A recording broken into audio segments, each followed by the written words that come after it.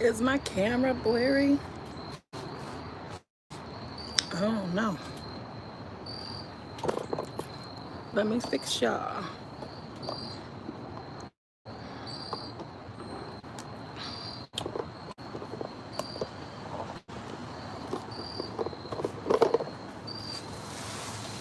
What's up, Soul Squad? What's up, my Soul Squad? How you guys doing? Come on, it's movie review.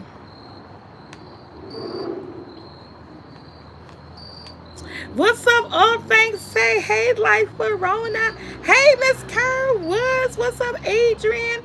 Hey, Anna. Hey, Elsa.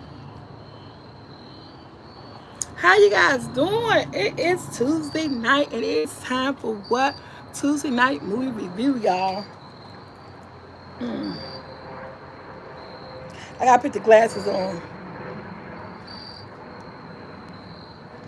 What's up, everybody? All I can see. Thank you, Superstar. What's up? What's up, Susie Q? What's up, Boo? How you doing? What's up, Susie Q? What's up, Boo? How you guys doing? Oh, you know what? Thank you, Miss Anna. It's kind of chilly out here. What's up, Miss Queen Bee? I was running a little bit late, y'all. Thank you, Susie Q. Thank you, Sharon. How you guys doing on this Tuesday evening? It's about 7 p.m. A little bit after 7. I'm running a little late. Supposed to be at 7 o'clock, but y'all know I move slow. As slow as slow can get. Uh, yes, the evenings are chilly. Perfect, perfect for tomorrow, guys. For my bonfire birthday celebration. What's up, KN and Ray? What's up, Rue? Tomorrow, perfect. This is the nice chilly weather, no rain, the chills, the embers is gonna be flying, the colors and the I gotta find my colors though.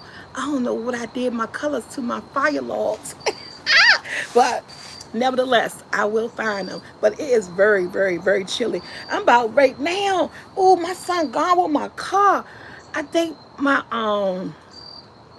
yes, Sherm. We got Sherm Pope, Sherm Shaw. Got the two Sherms in the house. I remember I used to have two Kerns. What's up, Arsenal? Yes, congratulations on another day. Hey, it's always a good day when your eyes open up in the morning because you know what I always say. That alarm clock didn't wake you up. He did. All is well. Yes. Thank you, Miss McQueen. What's up, West Coast Callie? Hey, babe. Yeah, so y'all, let me just say, I'm gonna go with some things that I need you guys to watch and what's back and stuff. But let me just say, this is gonna be a big spoiler alert for Hunk for Jesus. I know I told y'all if you can get on Peacock, if you can get on Peacock and watch Hunk for Jesus. I told you all that. I look at that thing this morning. I ain't find nothing funny. It wasn't a dark comedy. It wasn't dark humor. It was just a sad, pathetic movie. The script, the plot, and the wife, played by Regina Hall. Oh, okay. Anyway, we're not gonna go there first, okay? Let's go. We not even, we know we don't even hop right into the movie that we reviewed. You know, this week with Marky Mark Mark Wahlberg. He did this based on true story about this priest named Father Stu. Again, Mark Wahlberg is one of my favorite actors out here. I usually look at anything that he's in because it always tend to be good. You know, I love him. Yes, that's why I was mad, Miss Easley. That's why I was mad, girl.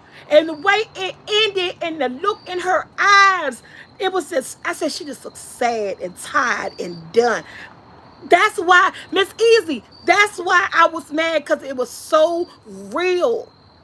It was so real. Girl, wait till we talk about it, girl. Okay. Oh my goodness. But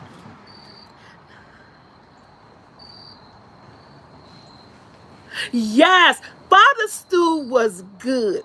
Let's talk before we talk about Father Stew. Let's talk about what you guys need to be watching. Um, who I got a woosah on this one. I followed the trend. If anybody don't know what's trending on Netflix now, I don't know why. Maybe because I believe it's 25-year anniversary to this, but there's no celebration behind this. I don't know why they had to bring it all up again because that's something that people wanted to forget. But I followed the trend. The Jeffrey Dahmer story. Woo! I'm not even gonna lie. Well, if you heard anything about this Jeffrey Dahmer story, and people and everybody's watching it and everybody's talking about it, I don't know why all of a sudden it's blowing up. Like again, I think because it's been 25 years and Netflix dropped this series, this 10 episode series. Just let me tell you, if you did not know, then there's new generation. Because my son Brandon and my son Jackson, Brandon has said he heard the name before, but he never knew the story. Jackson never heard the name before and never knew the story. And I watched this with them. Let me tell y'all, it was a good watch, but it was sad because it was based on a true story. It's nothing like a based on a true story, and it's so crazy and eerie and just like, oh my God, how can he do this? The movie was so well put together with all the information they had about him. The actors were so good. It was a good watch, but it was a sad watch. And it was sad to me because I felt for everybody that this man did what he did to. You talking about you cried with Father Stu. I had tears in my eyes with the Jeffrey Dahmer story because then my mind started reverting back to the fact that this thing was real, that he actually did this to these men and these little baby, the 13, 14-year-old boys. And it was like, oh, I was telling Brandon, I said, yeah, y'all ain't know, now you know the story. Jackson was like, oh my God, Mom, and this and that, because it's trending. For some reason, it's trending. It's on Facebook, it's on Instagram, it's on YouTube, it's on TikTok. Everybody is talking about it. Everybody is watching it. It's like Netflix just dropped a bomb on us, okay? And it's all about money. Yes, Miss Sweeney is. And I just like, wow.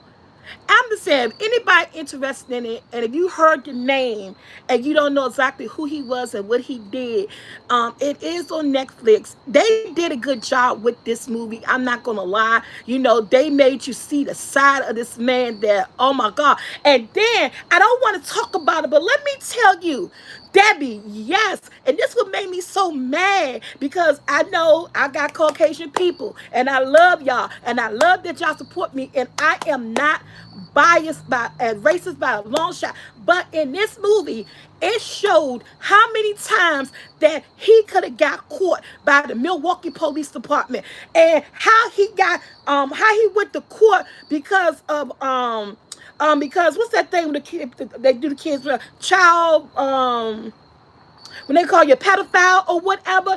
Did you see the shit the judge said?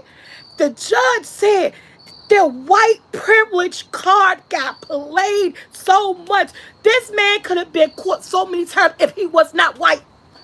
If he was not white, that white card got played throughout this whole damn movie. And that means it got played through reality in real life because he was white. This man could have been caught so many times. There were African American people, the young boy that escaped, and they did nothing about it. They went and talked to the parents, and that was it. The black lady next door neighbor, the countless calls, the complaints, the everything that she did, everything got washed underneath the rug because she was black. It was black people. This movie was so whitewashed. It was a shame. But guess what? It happened like that. It happened like that. because that's what happened in real life. So they had to go by what really happened. Milwaukee Police Department should be ashamed of themselves on how they dropped the ball. This man, I'm not being racist.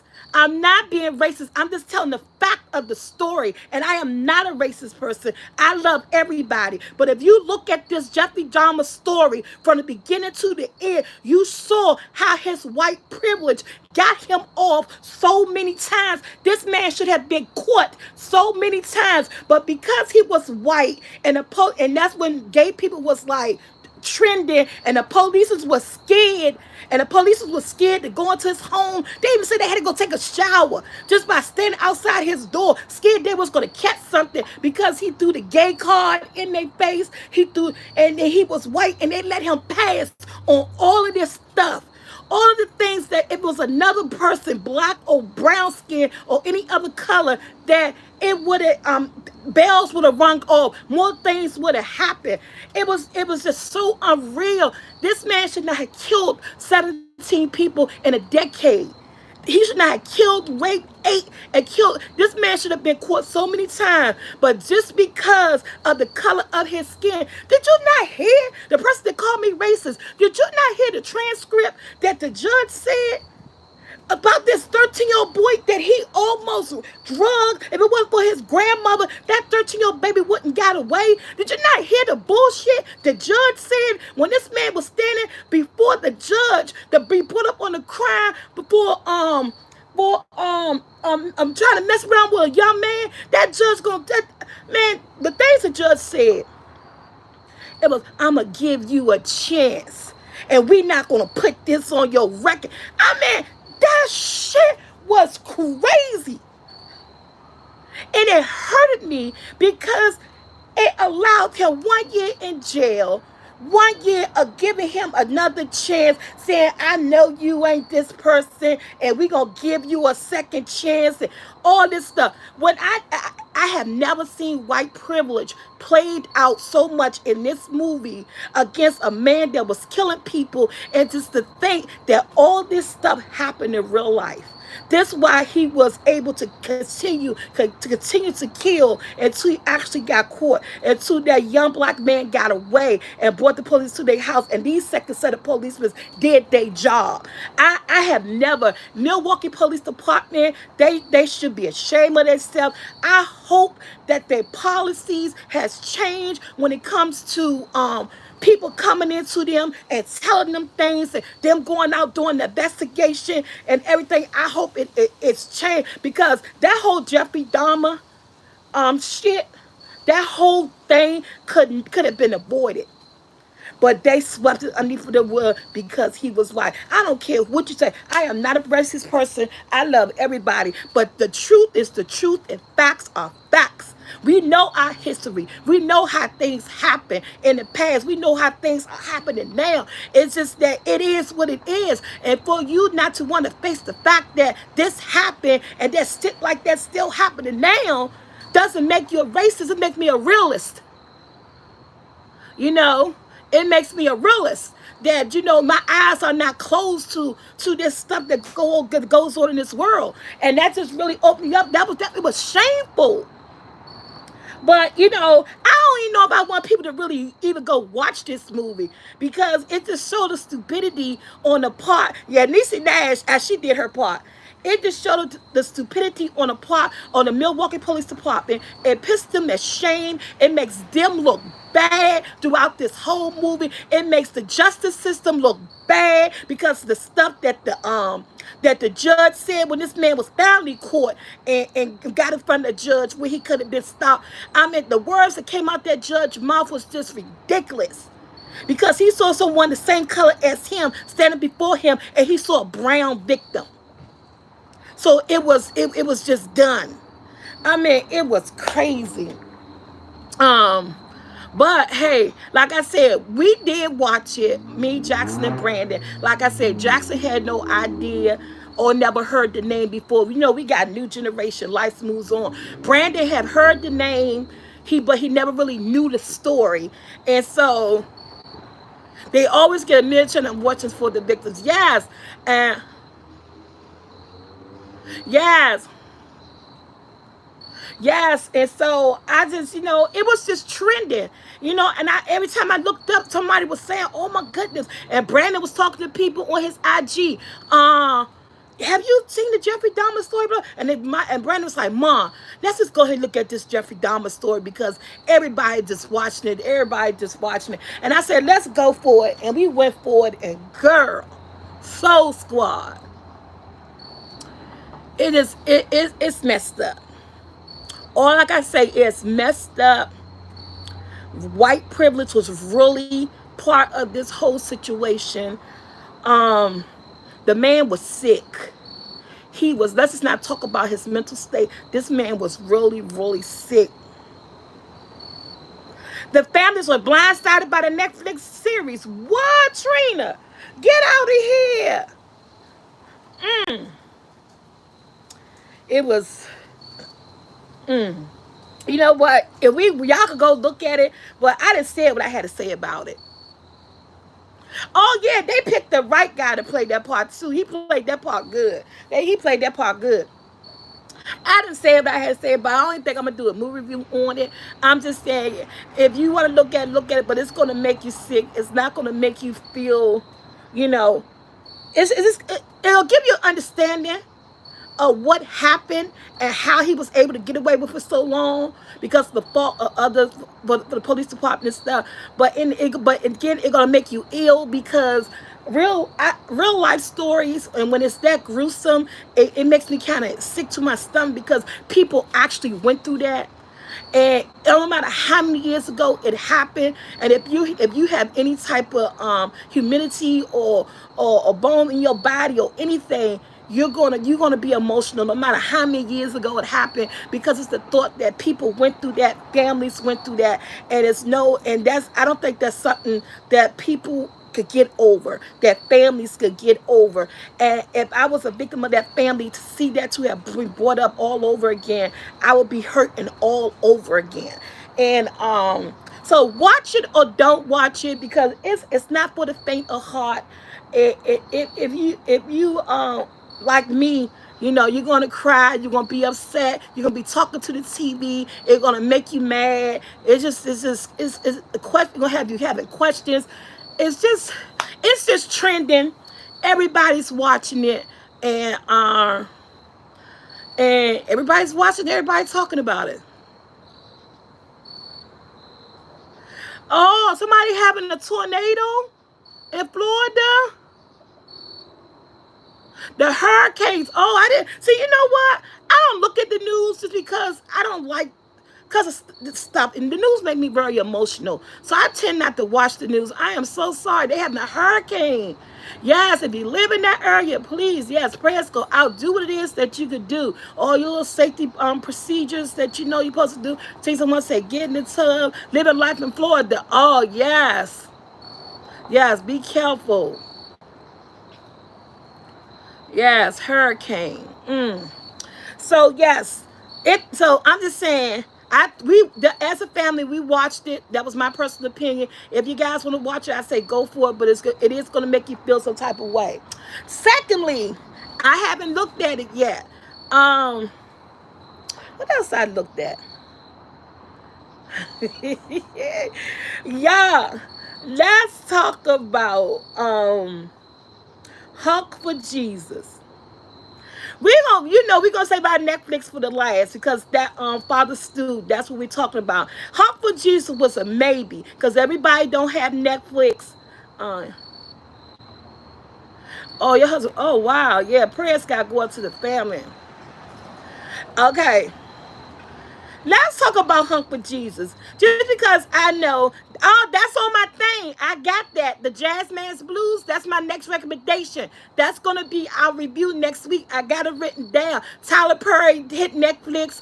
My cousin said it was good. Tyler Perry got a movie that he been working on for years, and he finally able to bring it to life. And it's called The Jazzman's Blues. That's my next recommendation for us to look at this week, and we talk about it next Tuesday. So since someone put it out there already, Jazzman's Blues by Tyler Perry, guys. Look at that this week, over the weekend, and we're going to talk about that next Tuesday. Talk about what Tyler Perry doing on Netflix. What was the movie all about? How you felt about the movie? How many stars will get a movie? And would you recommend it to someone else? So we're going to look at that. We're going to talk about that next Tuesday. You guys get a chance. I haven't seen it yet. My cousin told me about it 2 days ago, but I was intertwined with, this week movie stuff that I said I'm going to save it, look at it over the weekend, and then we're going to talk about it on Tuesday. So I remind you guys again at the end of the segment about Tyler Perry's movie on Netflix. But it's going to be spoiler alerts for this next movie. Just because everybody don't have Peacock, everybody probably didn't have the opportunity to rent it or even to download Peacock for a trial period. Look at the movie and then, cancel your subscription. But, y'all, I finally picked up the remote control this morning and looked at Hunk for Jesus. First of all, let me just say, it's listed as a comedy. No, no, no. That thing is not a comedy. It's too realistic, too much day in the life of what's going on now, what has been going on in these churches. So I did not see it as a comedy. I thought it was very sad. And I very, very sad. And when I say sad, it wasn't sad to the point like, ooh, I'm crying. I mean, like, it's just damn sad. It's upsetting sad. This like, what sad type of sad. Okay, Hunk for Jesus. Hunk for Jesus. Woo, woosah. First of all, when it comes on with the news like they already being filmed, because the news reporters reporting how good is a mega church. It's a Joel Osteen type mega church with over 25,000 congregation, a whole lot of people. So as it coming on, I was like, okay, this is good. Okay, they talking about what the mega church, what they had did for the state, how they helped the state. They raised money for the state to come out of debt. Talk about how they help people, and they were being praised. They were being praised. They were being praised on how they help people, how people love them, how they help the city, how they help the mayor and the governor, and all of a sudden, it reflects to them coming out the courtroom with their heads down, and it came up, the minister being charged of sexual conduct and all that stuff. I said, I knew there's gonna be something about a minister. I said, ooh, he done had an affair with some of his congregation women. I said, he done embarrassed her like that. So basically, the movie's about them trying to do a comeback, second chance. So the husband, Curtis, he been brought up on charges of sexual contact. Of course, it was thrown out of court because they went to court. It was settled. Papers was stuff was signed. Settlements and money was given. But at this point in the movie, and I say, okay, now I understand the husband did some stuff. Okay, he done had an affair with some women in the church and everything, and so now they trying to get a comeback. So okay, they filming a documentary of their comeback, because at this point they done lost everything. They only got 5 people that's coming to their church right now, and they church is a mega church. I mean, they like rich, big giant house, big giant church, nice cars, all these clothes lined up from Prada to this person to that person, the big old nice church hats tilt to the side. They laid down in money. They that mega Joel Osteen church money for the black people, okay? And they lost it all. They don't got but 5 congregation members. 5 congregation members. I said, okay, he made a mistake. He had an affair with some women. He trying to date. I see what the documentary doing. The documentary trying to show that he's repenting. They're not talking about it, but they're trying to talk about, we still here. Come on back to the church and this, that, and the other. They trying to revise their church. They trying to get a second chance. Therefore, the documentary. But let me tell you this. This what I hit, and all that is real. That happens in places. We have all seen in real life that ministers have affair with women inside the church, and they got this beautiful wife sitting up here who's the first lady of the church, and they sneaking off with the congregation, with the women of the church, sleeping with this person, that person, and he praising the Lord out. He just slept with one of the congregation people down in the church and got his wife right here beside his side. She know about it. She ain't saying nothing. Okay, but this where the script flips. This where the script flips for me. That's picture 2, 3 o'clock in the morning. If you ever was in a relationship, you have woken up, feeling kind of frisky, horny. You might have dreamt about something. Your person laying beside you. Get this, Regina Hall, in the bed with her minister, her preacher husband. Everybody got feelings of the body. She feeling frisky. So she rolls over, hug up on her husband, reach down, getting him ready, kissing him and all this stuff. He wakes up. He rolls over. I said, okay, look at down. He rolls over. She got him. This thing, like Carly B, if it's stuck, then it's stuck, then it's up. It was stuck. It was stuck. It was up. Okay? And so he flipped her over. And my girl turned around and said, I thought we was going to try from the front this time. And he said, huh? She said, I thought we was going to try from the front this time. Y'all know what he wanted to do. So she flips back over. He said, okay. He just was stroking. He said, oh, wait a minute. Is it? She said, no. He said, she was like, yeah, right there. Is it in? He said, oh, yeah. And then he said, oh, man. He flows down off of her from this to this. Why do y'all think it went from this to this? He was up and stuck when he thought he was hitting it from the back. When she said, I thought you said we're going to do it the other way, when she flipped and the cat was present, it went like this.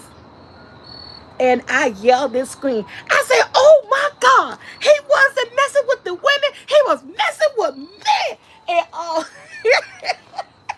Brandon said, how you know? I said, because when he flipped her for the cat, he went soft. When he thought he was hit in the back, it was stuck.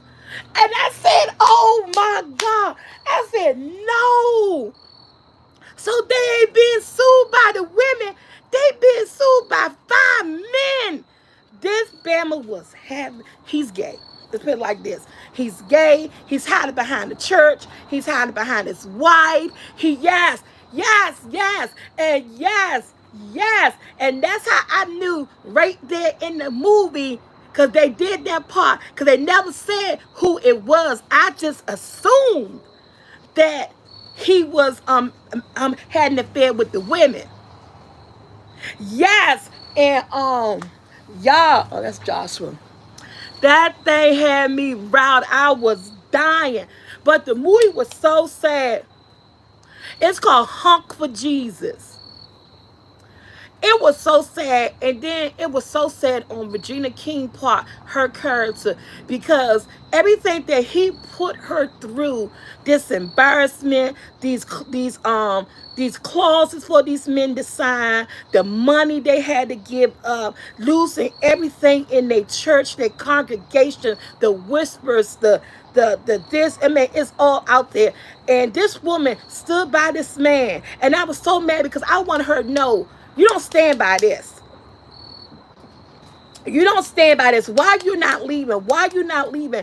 But because that was her church, she said, that's my church. This my man. I would rather kill him before I leave him. I said, oh, bitch. She said, I would rather kill him before I leave him. Hey, Gloria. I said, ooh, because it was hers too. It was hers too. Remember, he didn't build that church. He didn't build that congregation by himself. She was the first lady of this church. She was his second right hand. She was his second person. This was her. This was her dream too. You know what I'm saying? This was her legacy. This was hers. So that's why she didn't leave, and that's why I said, "Wow, I don't know if I could be that person." Because at the end of the day, he's not going to change. And he didn't change. Because behind her back, she going through all this. She doing this damn documentary that she really didn't want to do. She was not filming documentary. She did not want to do this documentary. She know what her husband did was wrong. She never, not one point in this movie that she erupted like I wanted her to. Like she erupted. Now one point in this movie that she just this, don't you know, this man will never change, and if she don't get it together, she don't know she gonna be stuck in this marriage just because, don't you know, he tried to proposition the the the microphone guy, young microphone guy, who's part of the documentary crew. They already know the situation. Okay, let's get this. The documentary crew knows the situation. They know why they doing what they doing. They know everything. Why he try to proposition the young 26-year-old man that was holding the microphone? I said, this MF. And his wife, I said, this MF. I said, didn't you just pay 5 men? Actually 4, because one of the men didn't want the money or something. I said, didn't y'all ain't trying to, they in the middle of a lawsuit. They're in the middle of paying money out. They're in the middle of trying to revise their church, get a second chance of the shit that you did. And the documentary crew, the young man that's holding the microphone, as soon as you y'all two by yourself on the basketball court in the church, man, this church is bad. You proposition this man and then touch his face and do like this. I said, hell no. And the whole time, his wife walking up the hallway, she ain't see none of it. This woman, I said, this is crazy. This was crazy. I didn't think that, it was nothing funny about this movie. It touched base on some real life stuff that happens in churches that you hear about and stuff that hit news and stuff. And this woman endured it all because this was her dream. This was her legacy. And it was crazy. I felt bad for her. And then through everything that she was doing, she was standing by him. She was doing everything that he wanted her to do to help get this church back. Through the whole thing, he kept belittling her. That's another reason why I'm not surprised that she didn't flick off in this movie. Through everything that you done put her through. And she's sticking beside you, trying to get y'all church foundation back up on the ground. He's belittling her. He's talking about her clothes. She ain't looking right. Talking about her hat. It ain't appropriate. I mean, through this whole thing, made her dressed up in that little white face stuff when they do the little things like this on the street. I mean, he just humiliated her through this whole movie. And that's why I say it was sad. Sure. That's why I said this movie was so sad. What's up, KC? This movie was so sad.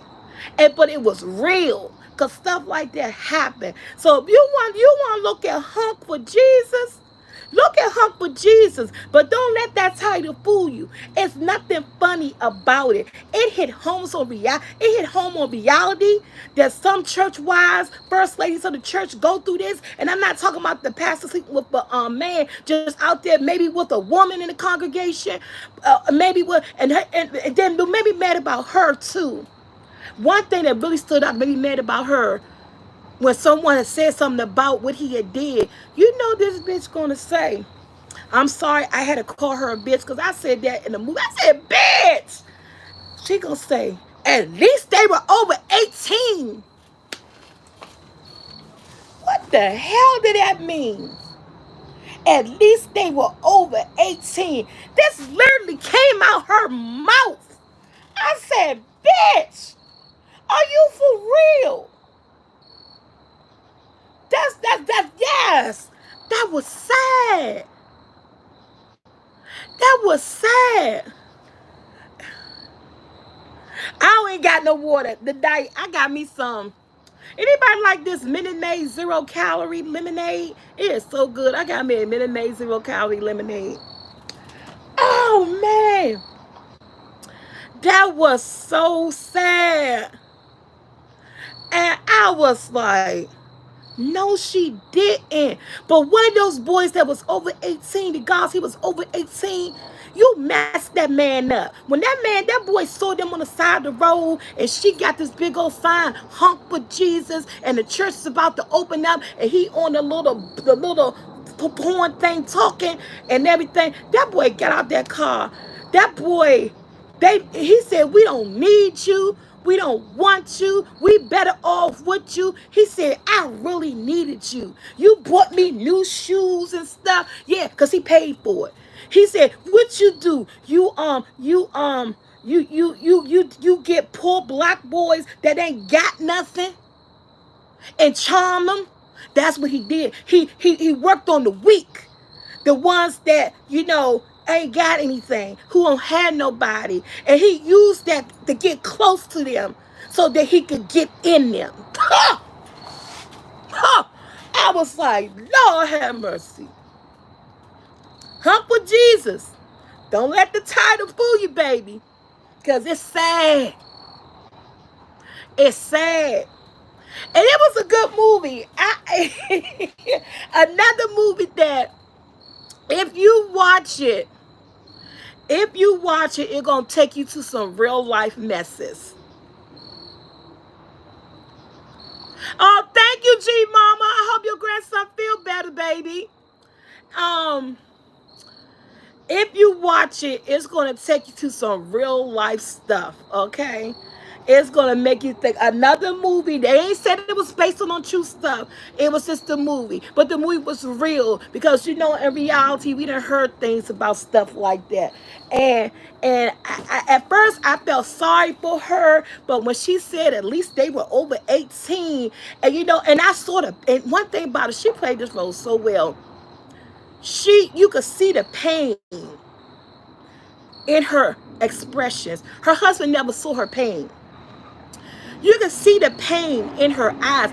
That girl Regina Hall is a very good actress because I'm looking at this movie and what she's enduring and what she's going through in this movie.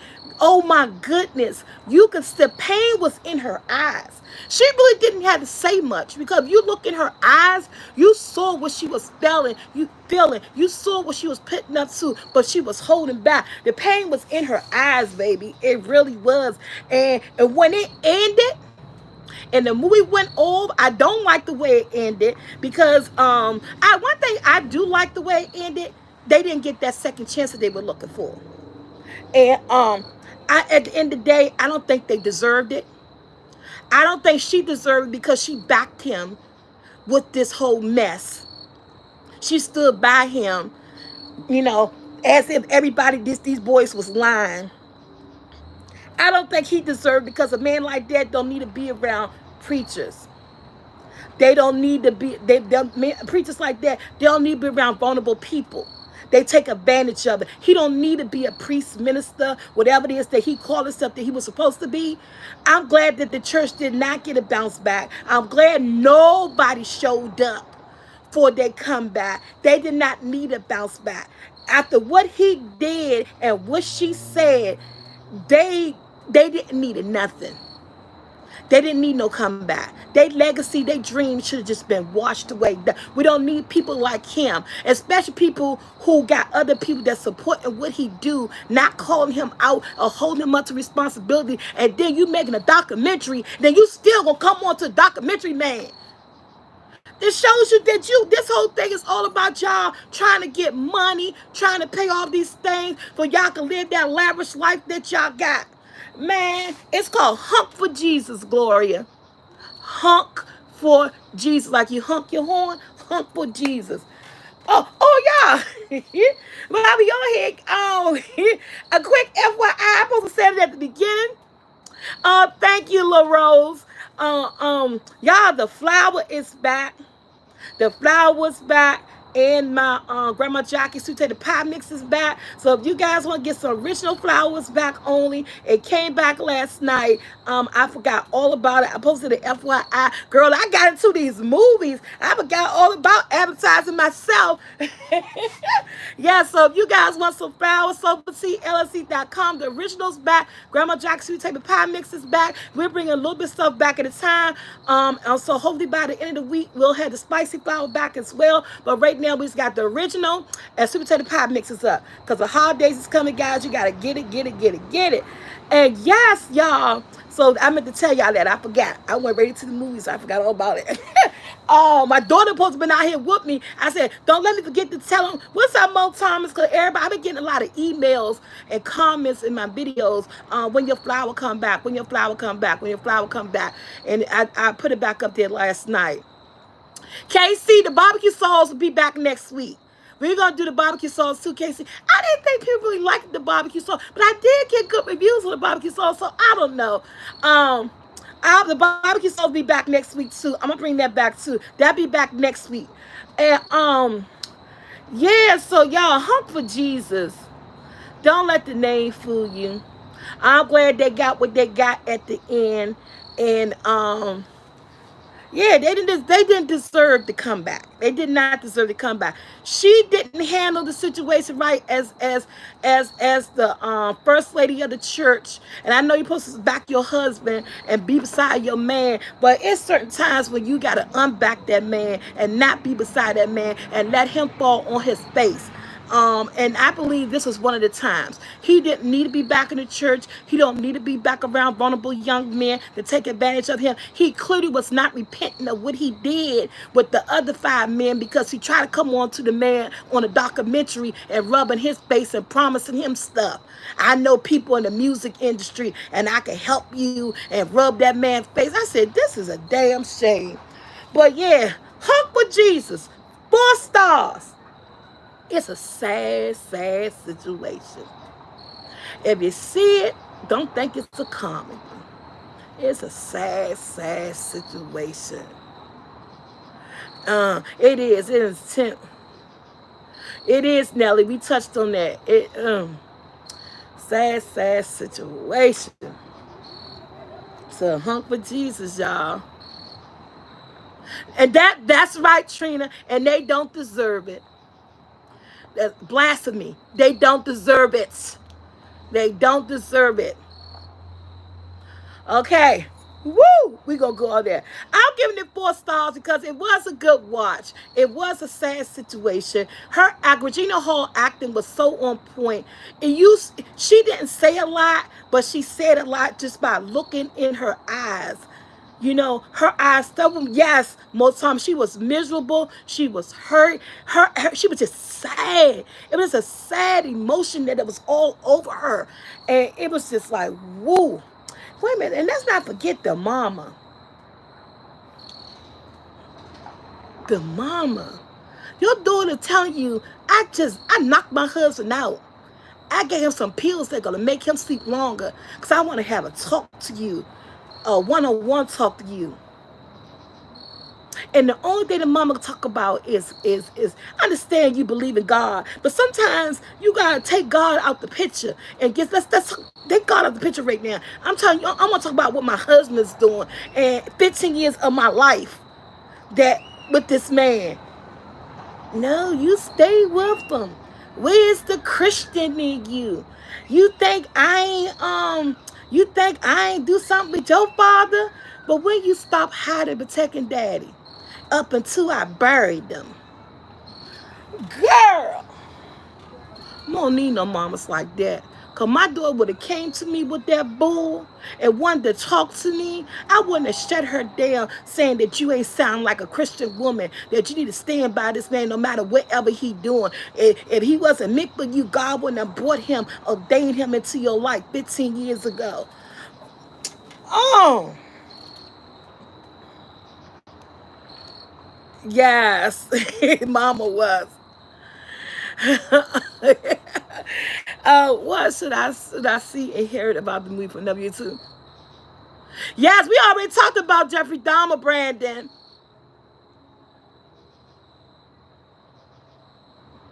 Yes, yeah. I think they stopped if you play the Black Mirror and it came out. Yeah, so yeah. So that movie, like I said, that's how I say I give it 4 stars.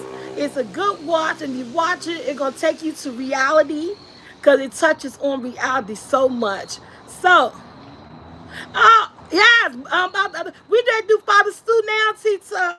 So, Hump for Jesus, 4 stars. It's a sad situation. It touch on reality. It's not a comedy. Go give it a watch. It'll be worth your watch. It will be, to me, I think it was worth the watch. But it was just like, what the heck?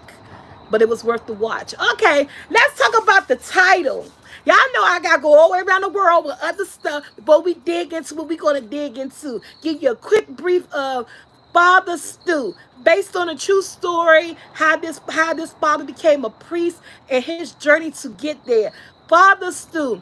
Well, Mark Wahlberg, I told you guys once before, he is one of the A-list Hollywood actors. He is one of my favorite actors. And anything he's in, I tend to watch, whether or not it end up being good or not good. His name just drives me towards that movie. And I know a lot of us have actors and actresses like that who name drives you towards the movie. But first of all, let's talk about how when they do these movies set in certain times and eras, they really make these people look like that. Cause I think this movie was set like in the 70s or early 80s, and he looked just like that. When I looked at him, I told Brent, I said, damn. I said, he looked just like, no, I was on the phone with my cousin. I said, he looked just like he stepped out the 70s. Let's talk about how the costume designers and stuff really get them looking just like they was in that time, in that era, and making this movie. Because he looked just like a typical 70s dude with the mustache, hairdo, and everything. I was like, dang. So, Father Stu, first of all, died at the age of 50. Mark Wahlberg played him. It's based on a true story, how he became a boxer and his career in boxing ending. It talks about how he found a girlfriend. However, he went proud to be a boxer.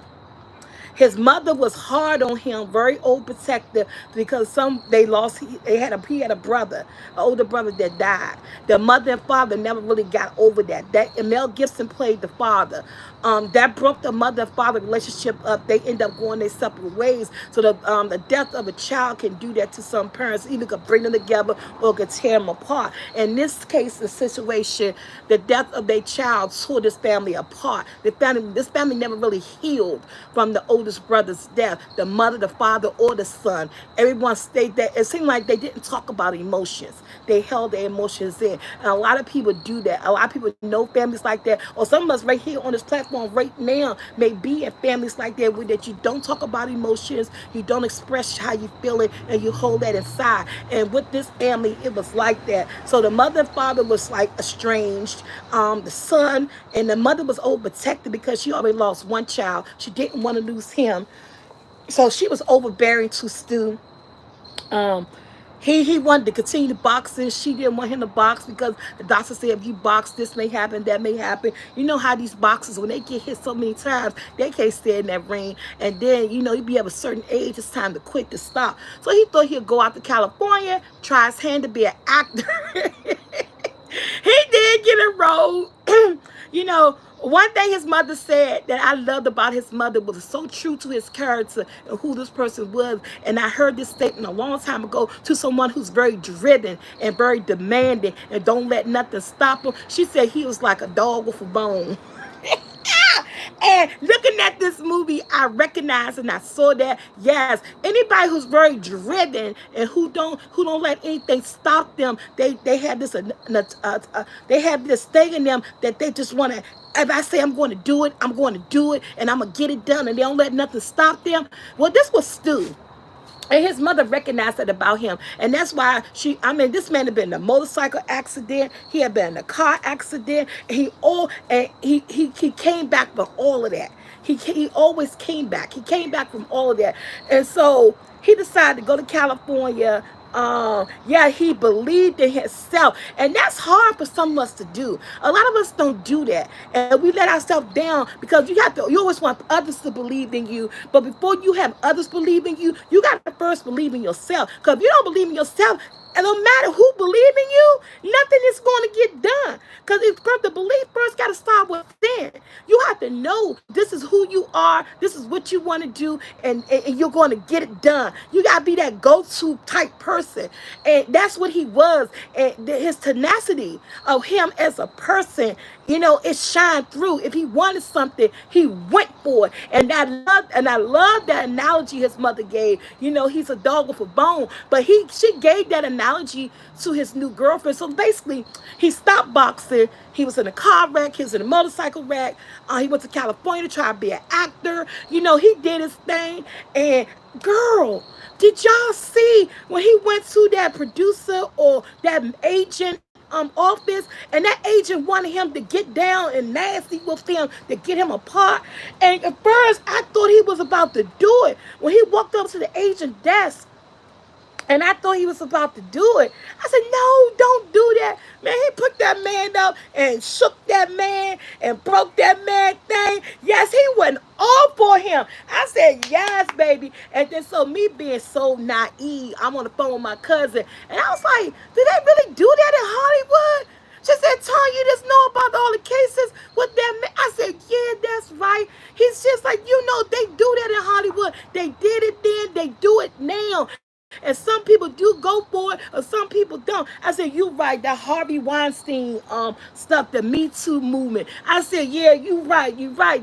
I just forgot for a minute. I said, it kind of surprised me a little bit. Because first of all, the man didn't look the type that would make that type of suggestion towards another man. But we never know who people are. But he just didn't look that type. So I was kind of surprised that when he did that. But he put him in Stu put him in his place and walked up out of there and broke his camera too. And so he did end up getting some type of mopping gig commercial. That was the only gig he ever got. But he met this girl. That's what it means when you sleep your way to the top. Yes, Trina. I don't have Apple TV. I can't get another app. I got so many streaming apps. I cannot. I can't afford another app because I want this. I was looking at C with the Aquaman man on there, and I saw season 1, and I didn't see season 2 because I refused to pay for another app. I haven't found out a way yet I could look at C season 2 because C was really good on the first season. If anybody know got Apple TV, you know exactly what movie I'm talking about. But we're not gonna go there because we're talking about Father Stu. I jump all over the place. So he met the young lady, the Mexican young lady, and she really changed his life around. She really changed his life around. She got him into. He went in there to meet her, but when he went in there to meet her, he found something else. He found a part of him that was missing, a belief in him that he didn't know that he had, or that maybe he did, that he knew that he didn't know that he wanted to have. But that man found God. And a lot of us don't get a chance to do that in our lifetime. A lot of us don't get a chance to do that in our lifetime. A lot of us don't get a chance to find God. We be on this straight and narrow. We be on this path, just living our life the way we want to live it, not praising Him, not giving thanks to Him, and a lot of us just don't find Him. But this man, he went there to find a woman, but he found the woman, but he found something higher. He found his belief in the man upstairs, and that touched him so amazingly that he got thrown in it. Just like he just went for it. He just went to it, And when he was in that motorcycle accident, he had a vision of Mary. And, and he felt like that was his calling. That what he was supposed to do. He fell in love, and she was his angel that guided him to Christ. Yes, to West Coast Cali. Yes, that's just what it was. He fell in love, and she was the angel that guided him to Christ. But I'm going to tell you, God works in mysterious ways. And this is what I told my cousin. Okay, y'all. He fell in love. This woman guided him to Christ. Then he had to give her up because everything that happened to him, the vision of Mary, the wreck, the reflection of his life with his parents, his death of his brother, and where he at now, the journey that he was on, and the feeling, the overwhelming feeling that he got from that new belief that he had, and he felt and it made him feel good to help others, to forgive others, and to talk about it, and emotionally just be there with God. He had a calling to the priesthood. And I told my cousin that God worked in mysterious ways because with this calling, he had to give up that woman. My cousin said, well, that's messed up. He gave her up after he had sex with her, had the woman had sex with her, and then gonna tell her next day, I'm gonna be a priest. How you think she gonna react? She was in love with him. She thought she was gonna marry him. But priests don't get married. Priests don't have sex. She was upset. That woman was hurt because at the beginning, she didn't want to be bothered with him. He chased her down. She did not want to be bothered with him. She let her guard down. She let him in. He met the mother. He met the father. And the way things was going, it looked like it was heading towards that direction, towards marriage, towards a relationship, towards a commitment. She didn't want to be bothered with this man. And she let him down. And when, yes, he pursued her. And that's the part I really was kind of upset with. But then at the end, it was like God worked in mysterious ways. Because at the end of the day, yes, he had sex with her. I said, then he knew the night before he was going to go to the priesthood. Why did he have sex with her if he knew that this wasn't going to go nowhere? I said, what, he tried to use her? Did he make her his last hurrah, his last notch on his belt? My cousin said, well, if you listen to it, he did say he didn't want to do it. I said, yeah, he said he didn't want to do it. And she was like, yeah, yeah, let's do it or whatever. But if he really didn't want to do it, he could have stopped her. So I said, I tossed that out the window. Then next day, this woman, give yourself to her for the first time throughout this whole thing. And then you're going to tell this woman, I'm going to be a priest. I was like, wow, Stu, for real? Did you just do this? Did you just do this the night before? And you just tell this woman the next day you're going to be a priest? And she know what all that entails. No marriage. She was mad, and she had every right to be, because she invested in him. She was grateful that he found God. Why not? But why he couldn't be a minister or a reverend or a preacher? Those they could get married, they could have families, they could have children. Why he had to go so high that he had to knock her out his life? That's why I didn't understand. I understand that you got the calling, but why the priesthood? Why you couldn't be a minister, a reverend, a preacher? That way you could still have the love. You act like you love her. You claim that you love her. You were sad that you hurt her. So come down from being a priest and be these other things that still serve God, still give you that feeling, and still let you help people and stuff.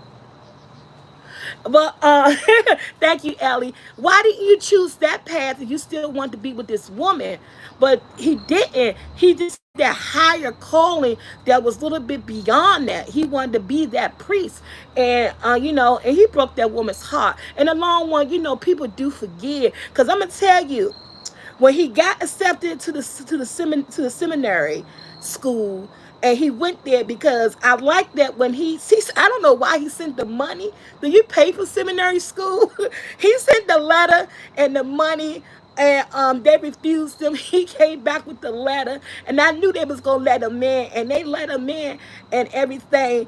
And his roommate didn't like him, but I knew his roommate was gonna become good friends. I saw that in that relationship that they gonna become friends and everything. But God saw and knew before we see and know. You know what I'm saying? He eventually, he got sick. He was playing basketball on the basketball court at the seminary. They played basketball several times. Not the first time, but a second time they was playing basketball. Yeah, he said money talk. and he fell down and he couldn't get up. And his fellow people had to help him up and stuff. And he went to the hospital, and unfortunately, he ended up having some some type of muscle disease that weakens the muscles and all this stuff. And eventually, you could die from it. And the doctor was like, within a year, you won't be able to like feed yourself, walk. And he was like, well, what's the last muscle that go? The doctor said an erection. He said, well, I'm trying to be a priest. So basically, trying to be a priest, I don't need no erection. That could be the first thing to go, as far as I'm concerned. But he gave this amazing, hey little boy, how you doing? He gave this amazing, what you call it in church? I don't want to say no seminar, sermon. He gave this amazing sermon. People, when it started off, it was kind of rocky, talking about God and being, as a child, he looked like he was in a diaper to me. And I mean, he gave this amazing sermon that was just so amazing. I felt it through the television, because it started out kind of rocky, and the people was looking like, where he going with this? And they ain't like what he was saying. But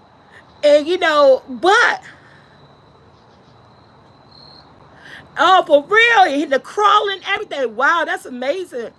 And they didn't like what he was saying. It was like, what he's saying? They easing now. And I was like, what is you trying to say?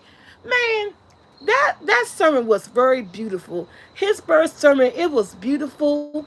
And I felt that he felt it. I felt that he felt it, and that he felt it, he believed what he was saying. Sometimes you get that from people when they're giving a speech, or they're giving a sermon, or they talking about you. If they feel it, it make you feel it. And if they felt it, that he believed what he was saying. So it made it even that more special when he was saying it, because you felt that he believed what he was saying, and you felt his emotion behind the sermon. And I thought it was this amazing sermon that he gave. But yeah, and but this is all about just following your dreams. Doing what you want to do. If you get something set in your head, don't let because they try to talk him out of it. His mother tried to talk him out of it. His father tried to talk him out of it. The girl tried to talk about him. I didn't like the fact that they said that you didn't know what you was doing. It's a big mistake. You wasting your life. You're gonna waste your life or whatever. His father tried to talk him out of it. The mother tried to talk him out of it. The girlfriend tried to talk him out of it. But he was like, no. And as his mother said, he's a dog with a bone. When he set his mind on something, he goes for it. And one thing she knew her son. She knew her son. And he did. He went for it. He was determined. Yes, West Coast Cali. He was determined. And this is the story about determination, willpower, doing what you believe in, and not letting nobody else stand in your way. Go for it. Because at the end of the day, like I always tell you, we get one life. You get a multitude of everything. You can have a whole lot of it, a whole lot of that, a whole lot of everything in this life. But you get one thing. You get one life to live. And God gave us the privilege of choice. He made us make choices. He gave that to us.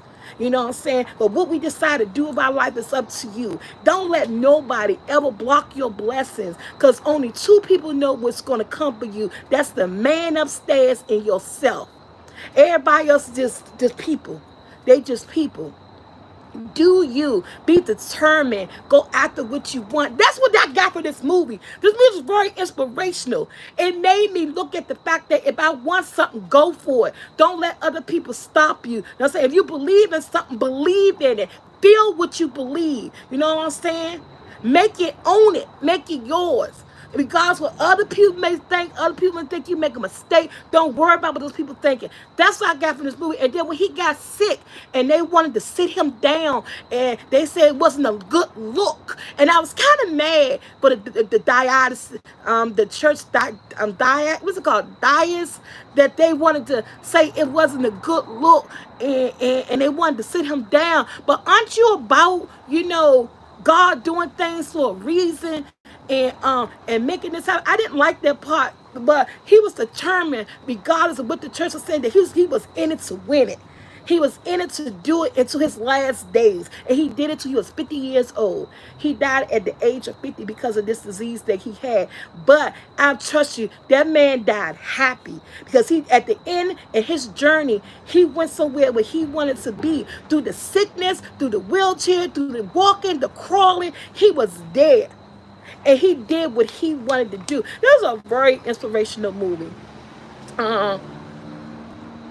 How are they embarrassed about having a handicap? That's what I said too. I didn't understand that. How that was embarrassed. And that's why it's so hard for people to not believe in God, because you got that belief, but it's so hard for people to entrust themselves in churches and stuff, because then you're supposed to be about God and what I want and I'm feeling, but you're worried about what other people thinking. You know what I'm saying?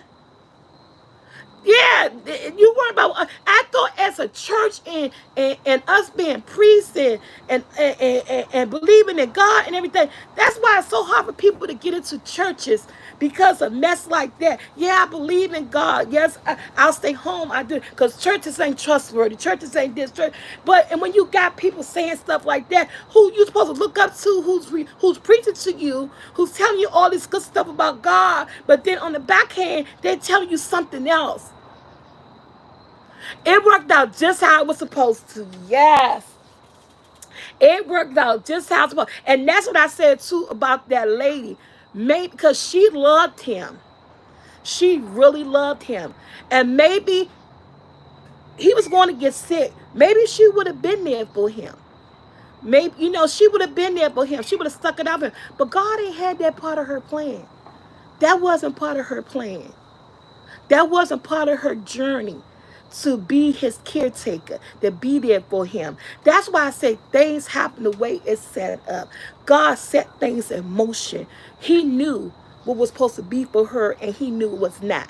That wasn't her journey to take with him. That sickness, that what he was going through, that wasn't her journey.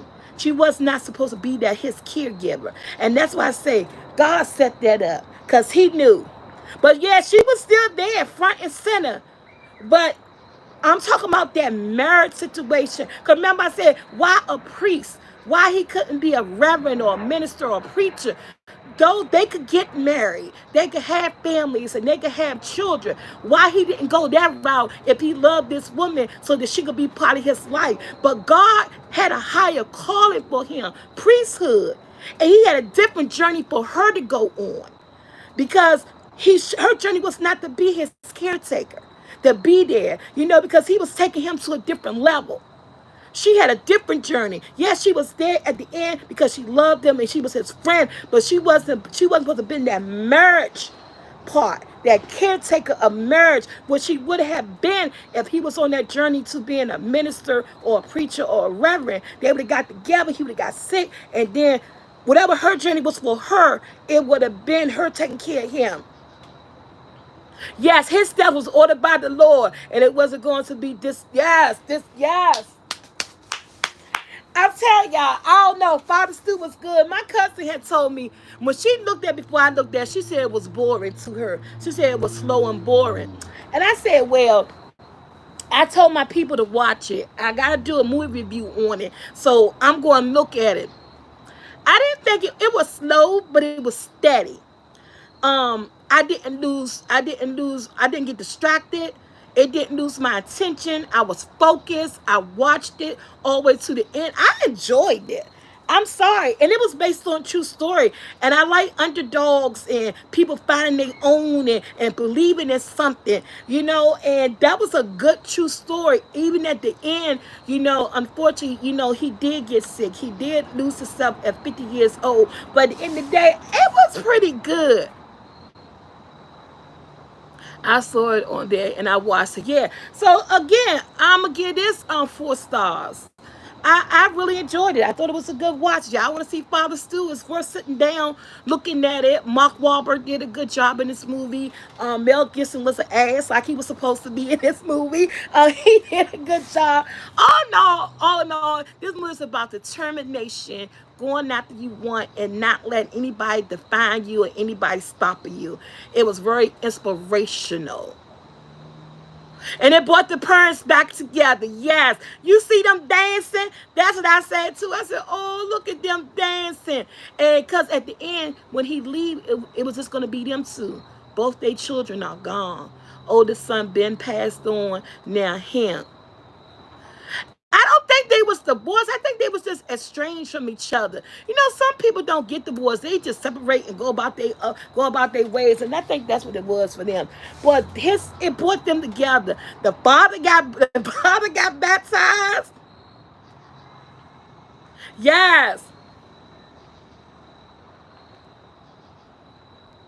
She said, Eli said, I must have fell asleep on this movie because I don't remember none of this. So Father Stu was good. I give it 4 stars. I said I like anything but that. I like anything that Mark Wahlberg is in. If he's in it, I tend to watch it. And if it end up being bad, it end up being bad. If it end up being good, it end up being good. Because anytime I see him, I automatically think of what? Let me get this started. Anytime I see him, I automatically think of what?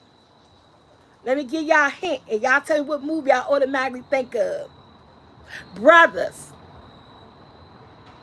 foster mother, young brother killed, drug dealer,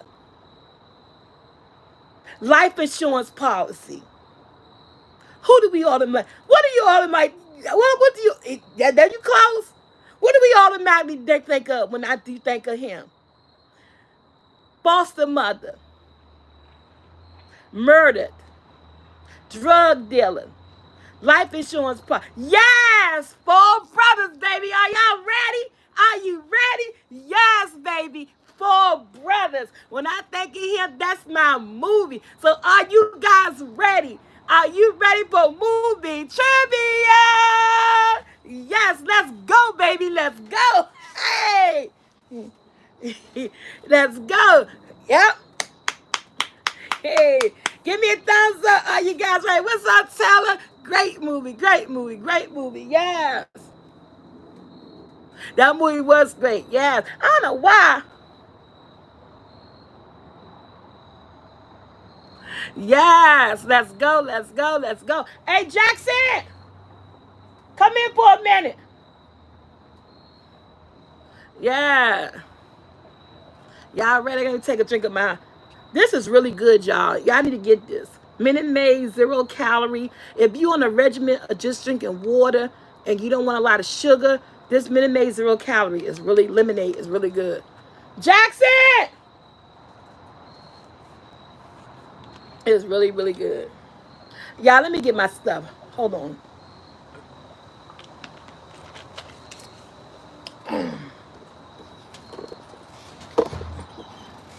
Oh, come here, boo. Come here, Jaquita. Get that for me. Y'all, my daughter over here. Hand this right here for me. And so, what y'all need to watch next week, y'all?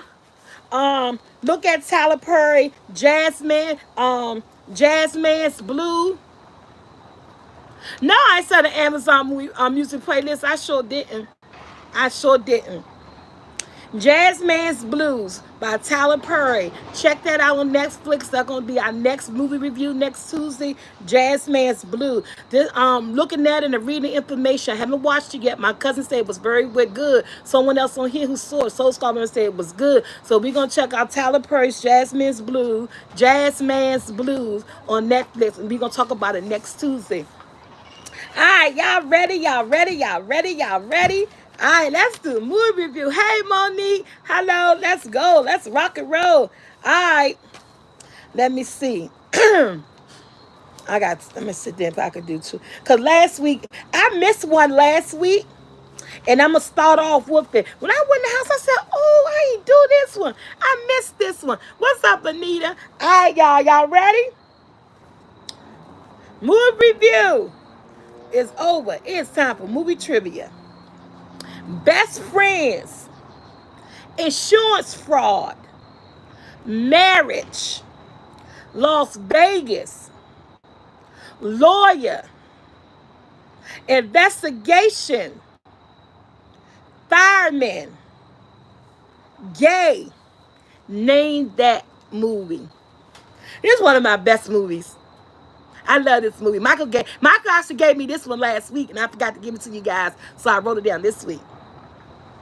Best friends, insurance fraud. No, not Thelma and Louise. Marriage, Las Vegas.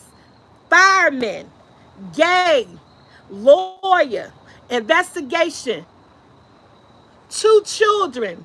Name this movie. I can't even say no more than this because this is like a whole bunch of stuff.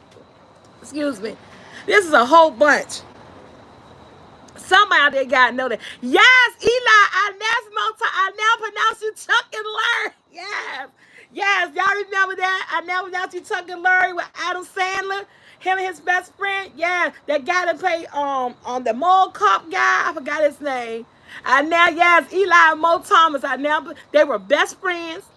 They was in the fire department together. His wife died. He needed some insurance, so they did insurance fraud. They pretend like they were gay because they in the state they lived in, you could get insurance for your partner. They went to Vegas and got married. Jessica Biel was the lawyer. Adam Sandler fell in love with her. Yes. And he had 2 children, a girl and a boy. And his son like tap dancing and dressed up like a girl and stuff.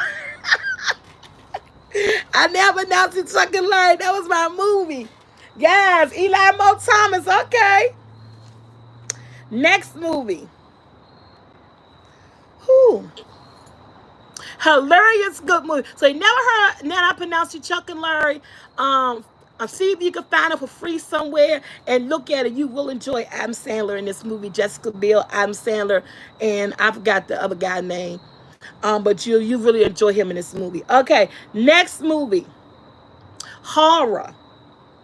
Human Mask. Crazy Family. Chili Cook-Off.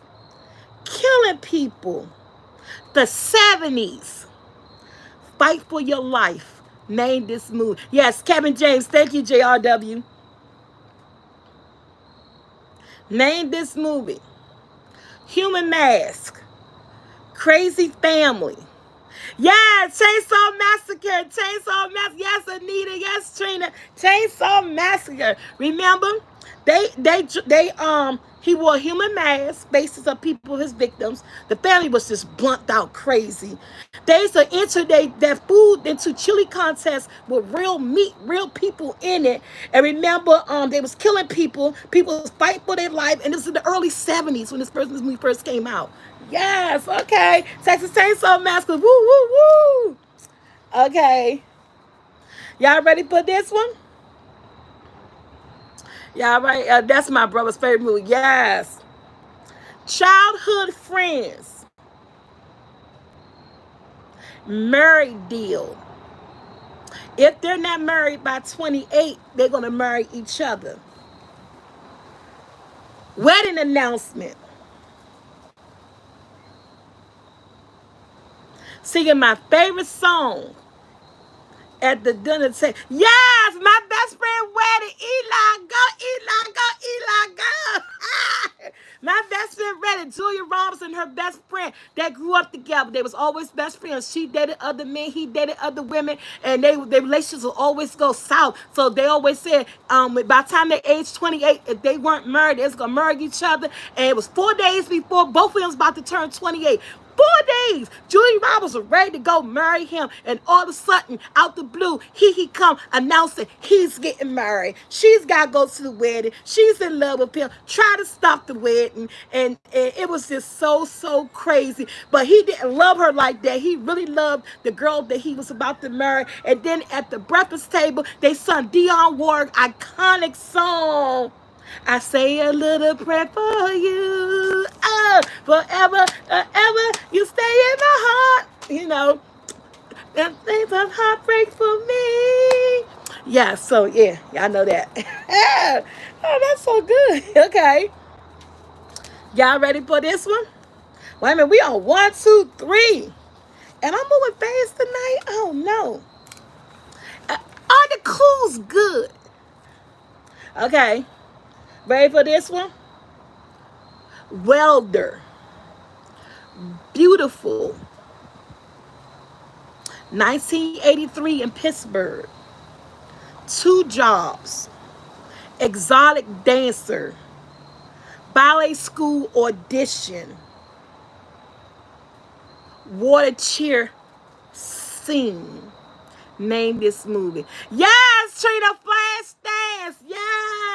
Yes, Flashdance. She was a welder. She wanted to get into ballet school. She did the big audition. She had 2 jobs trying to hold down her bills and everything. She was an exotic dancer. And then one of her dance moves, she did the arcanic, the water. When she took the water on her like this, and all the water came splashing down on her. Yes, Flashdance. Yes, Trina. Yeah. Very good, very good. She got that right on the top. Flashdance. Okay. That was good. And she was on L Word. Yes, and she was on L Word.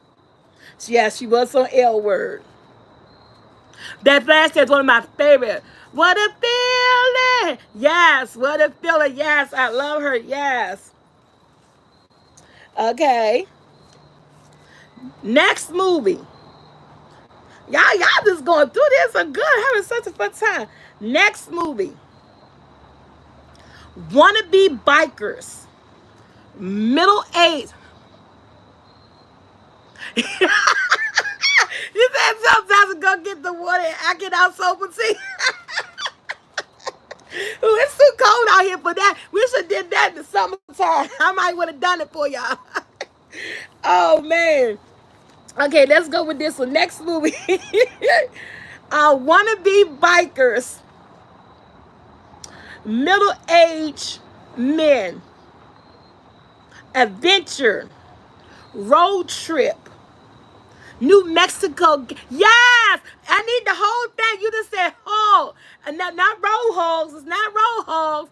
It's the Jagger Wild Hog. Yes, Lucy Martin Laws. Yes, Eli Martin Laws. Yes, Wild Hog. Remember, they was middle-aged, trying to sow their wild oats. They wanted to do motorcycles. They been cross-country driving, riding a motorcycle. They got into it with this Mexican gang. And yes, Road Hogs, Wild Hogs. I love it. You remember Wild Hogs? That was my 2007. Okay. Y'all ready for this one? Hey, Bill not in the house tonight.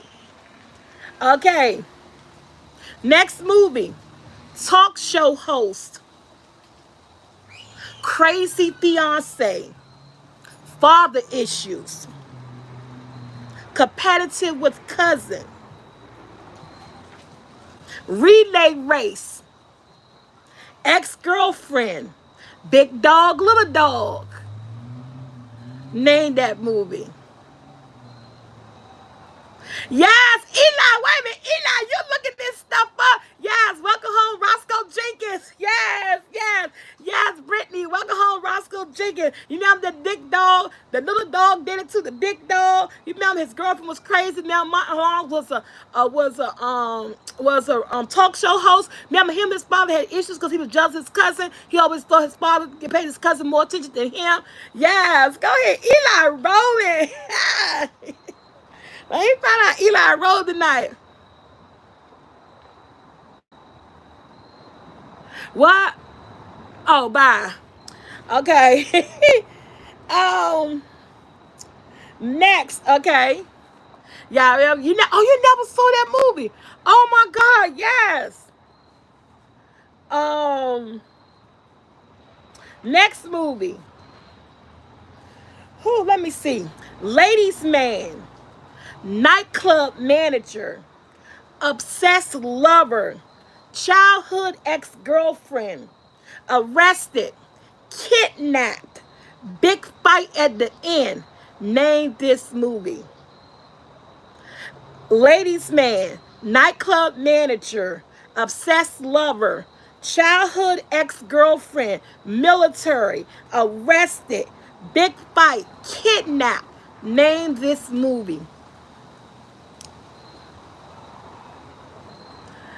Yeah, you getting the people. I need, yes, Shady, a thin line between love and hate. Yes, Martin Lawrence and Bobby Brown, they was nightclub managers, promoters trying to open their own nightclub. He met crazy girl, and she was crazy. And remember, Regina King played in it. She was his ex-girlfriend. His ex-girlfriend's childhood. She was in the military. Yes, remember, the crazy lady kidnapped. She kidnapped Martin Lawrence. Yes, and they had the big fight at the end, and she got arrested. Yes. All right. Y'all ready for this one? Y'all doing good tonight. Yes, Lynn Whitfield. Okay. Next one. Beauty salon. Gossip. Big town wedding. A big dog. A grumpy old woman. A new girl in town. Kidney disease. Operation. Funeral. Name this movie. Nope. A beauty salon. Yes, Eli is on a roll. Still Magnolias. Yes, Still Magnolias, and the original one at that. Yes, Mo Thomas, Still Magnolias. Dolly Parton owned the beauty salon. Sally Fields and all them met up there. They gossiped in there. Sally Fields' daughter was getting married. This big old giant wedding. The whole block, everybody was in it. Remember, Sally Fields' husband shooting on the birds out the tree. Remember Weezer? She had the big old dog that she couldn't control. And remember, the new girl was on the block. The new girl was Daryl Hannah. They came there. They was trying to figure out why she was there. And she was a new girl in town. Remember, poor girl had the kidney disease, Julia Roberts. And her mother gave her kidney operation, but she ended up dying anyway. Who? One of my favorite movies. Still Magnolia. 1989. Yes. Yes. We on the ball tonight, y'all. Yes, I like that. Let me see. One of my favorite movies. I got something else for y'all. Wait a minute. Yeah, I love me some Julia Roberts. Still Magnolia was my movie, man. Yeah, right. So sad when she passed away. Man, I cried. Andrew, if you want to take the Queen home, she ready to go home, you can go ahead. Oh, okay. Okay. Next movie. Y'all ready for this? Let's see. Undercover. Costume makeover. Overweight. Old lady. Granddaughter. Falling in love. A midwife. Name this movie. No, that would be good too. I ain't talking about Shallow, but no. Undercover. FBI agent. Costume. Nope. Yes, Dave Mo Thomas, Big Mama House. Yes, Anita, Big Mama House. Yes, Save and on Spin. Yes, Big Mama House. Yes, Trina, Big Mama House. Yes, Eli, Big Mama House. That was the very first one. It's a sequel. He got 3 parts of this movie, and this is the and Big Mama House. Yes. He was an undercover FBI agent. He dressed up in an old lady fat costume and didn't know that she was a midwife. We got time that lady had that baby. He's supposed to try, and she was the midwife. He didn't know what the heck to do. Remember, he fell in love with her granddaughter. Yes. Yeah, y'all gotta remember these instant bouts about these movies. They'd be funny. I can't tell y'all what to go watch because I never know what I was going to do. Okay. Love that movie. Yes. All right. Next movie. Let's see. 2001. Rich man. Burglary. Burglary. Breaking into somebody's house. Burglary. Thief. Lucky ring. Let's say this again. 2001. Rich man. Thief. Lucky ring. Breaking and entering. Arrested. Name this movie. 2001, a rich man, thief, breaking and entering, lucky ring, arrested. Excuse me, name this movie. Hey, not Blue Steel. Nope. Not Blue Steel. Not Blue Streak. Nope. Y'all so close. Nope. Y'all saying cold right here. No, no, a rich man, a thief. Yes, save and spend. What's the worst thing can happen to you? Yes, Dan DeVito, Martin Lawrence. Dan DeVito was the rich guy in the movie. Martin Lawrence broke into his house, and when he broke into his house, he got caught. Dan DeVito called the police. They locked him up, and he saw that ring on Martin Lawrence's finger, and he stole the ring.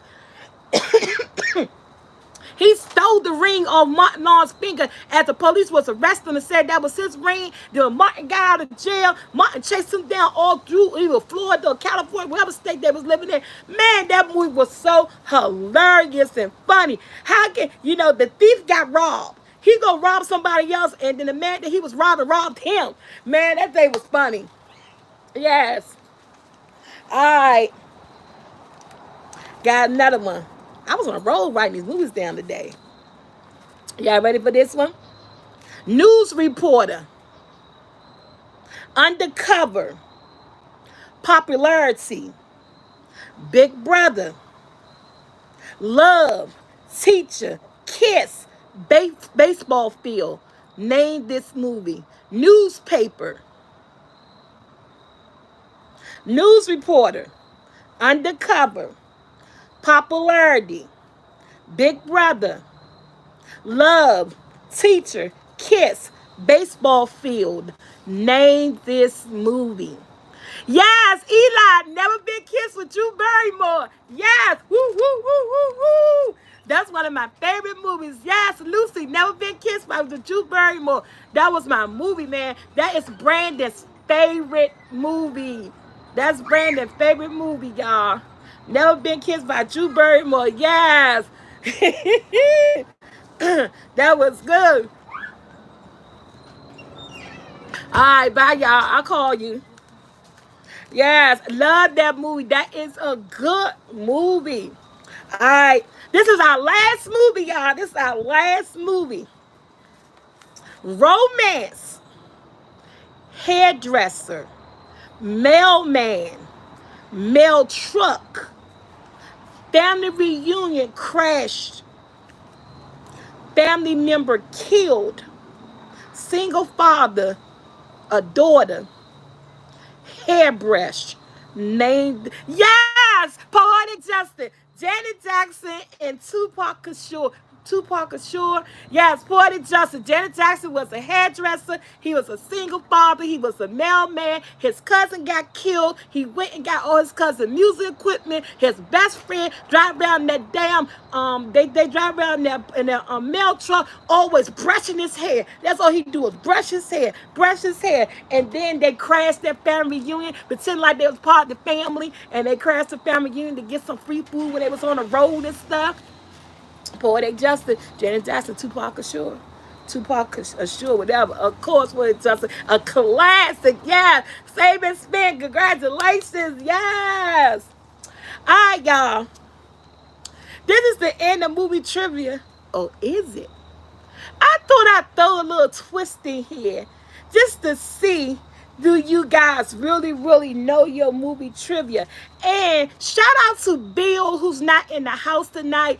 He liked it last week when I gave a tribute to Clint Eastwood, when I did about 3 or 4 movies, and you guys guessed it, and he was like, oh man, that was cool, you did a tribute to Clint Eastwood. He said, do that, y'all gotta pay attention. He said, do that next week with Martin Lawrence. And so this week movie tribute was dedicated to Martin Lawrence. I did 5 of his movies, I believe 4 or 5 of his movies. You guys guessed it. Next week I ain't gonna tell you.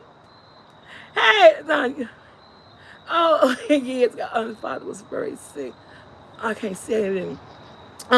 Next week, I'm not gonna tell you. Yes, I'm not gonna tell you who I might do a tribute to movie tribute next week. It's gonna be a try. Make a sweet potato pie, y'all. Oh, you need to get some of my sweet potato pie mix. That's available. You're gonna love it. Save and spin.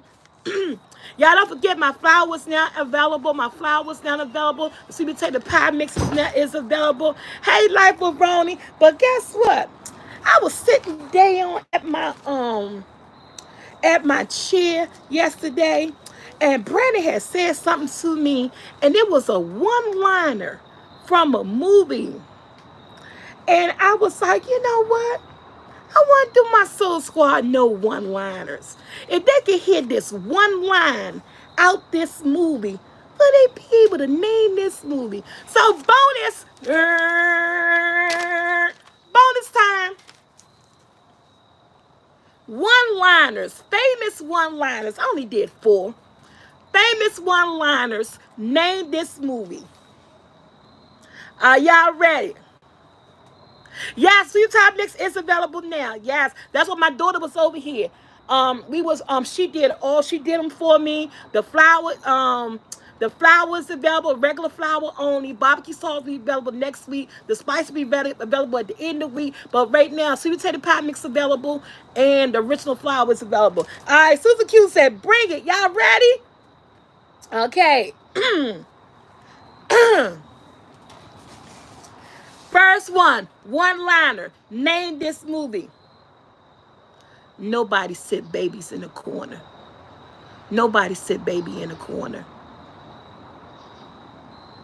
Name this movie.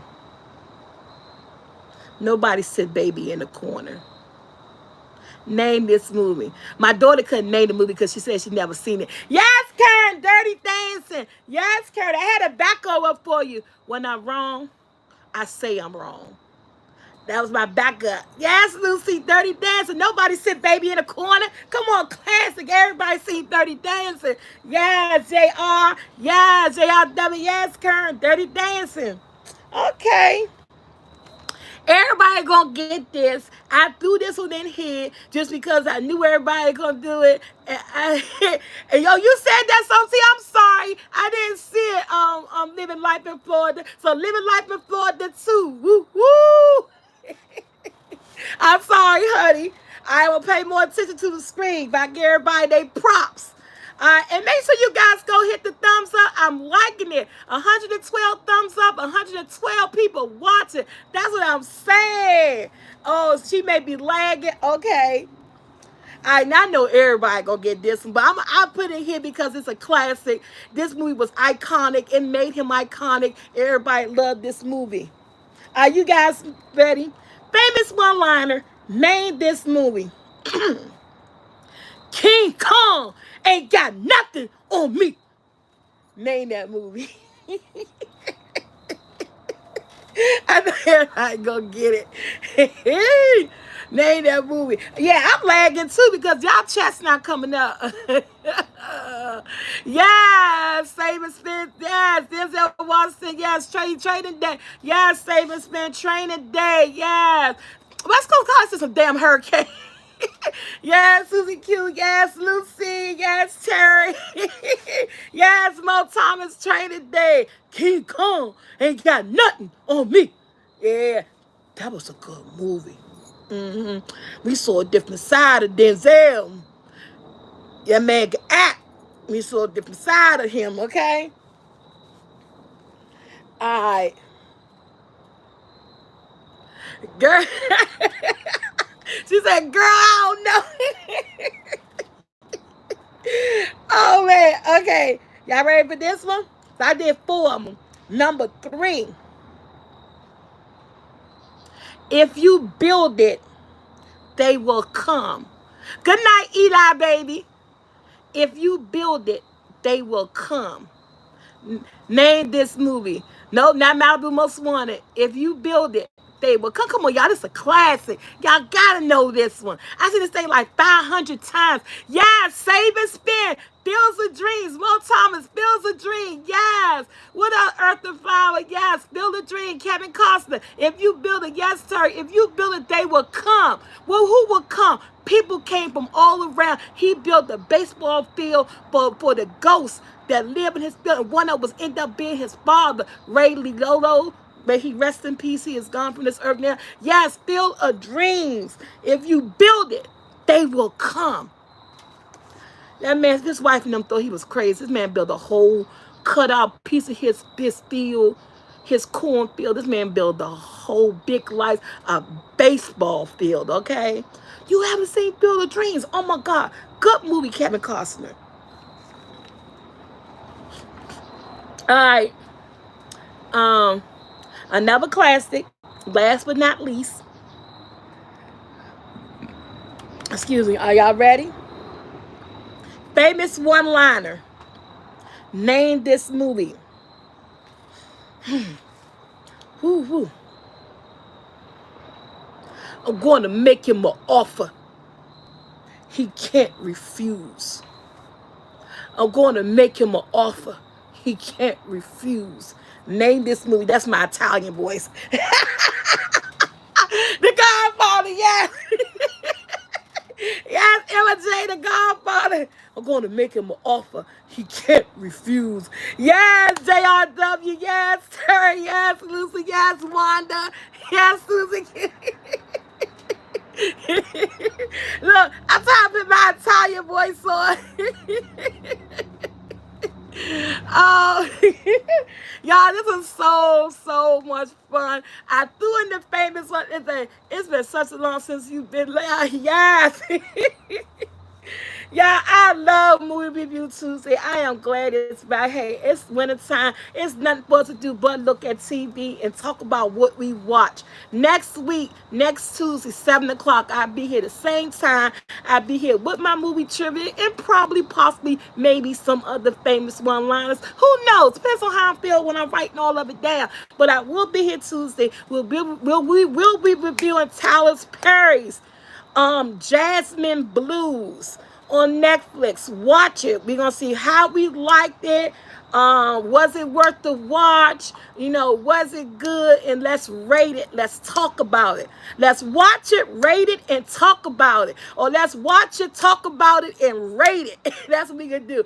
Watch it, talk about it, and rate it. That's what we do, a movie here review on Netflix. Tyler Perry's The Jasmine Blues or Jasmine Blues. Please look at that. We're going to talk about that next Tuesday. And then, of course, do more movie trivia. All right, guys, this is Soulfult. I am signing out. I had so much fun. I'll be here live tomorrow. It's the birthday, y'all. And thank you guys so much for all the presents I did receive. Thank you so much. I will be doing a live opening on Thursday because tomorrow we're going to have fun. Some of my family members are going to be here. We're going to have the fire put in the yard. I'm going to be live. We're going to play some music. If it don't rain, I don't think it's supposed to rain. I'm going to start at 7 o'clock and we're going to have the fire put in the yard. And yes, Brokeback Mountain, living life in Florida. Yeah, so be here tomorrow. No bingo. Oh, y'all didn't hear. Okay, quick FYI. No more bingo. I went to last week when we got finished playing bingo last Wednesday night. When we got finished playing bingo, oh, something mysteriously happened that shut me down. I put it on the community board. I don't know if someone reported my channel or someone, I don't know. Y'all know we have a lot of trolls. I don't know what's going on. But I got a message about illegal gambling, fraudulent activities. All my cash apps were shut down. I couldn't go live on my channel on Saturday, but now my live is back. And I put it out there on the community board. When it happened, I put it out there Thursday. All money and good money. I loved it. I love you guys. I had fun. I love the music. I love the camaraderie that we give with each other. I put it. Did anybody follow us on Discord? I put it in Discord that I no longer be playing bingo because at the end of the day, I value my freedom. Okay. So unfortunately, no more bingo. I will not be playing any more bingo, no way, shape, or form, or anything. So yeah, so I'm so sorry. So I know you guys love it. I love it. You love it. That was our Wednesday, Saturday night outlet. But yeah. But we got to come up with something else that doesn't involve the MONEY. I don't care. I'm down for it. I was thinking about Pictionary. I think Pictionary would be a good fun night. Thing that we could do. We're gonna try that out. But you know, you don't need but one warning, and I was warned, so that just kicked me. I'm saying I'm done. But thank you, Tom TV.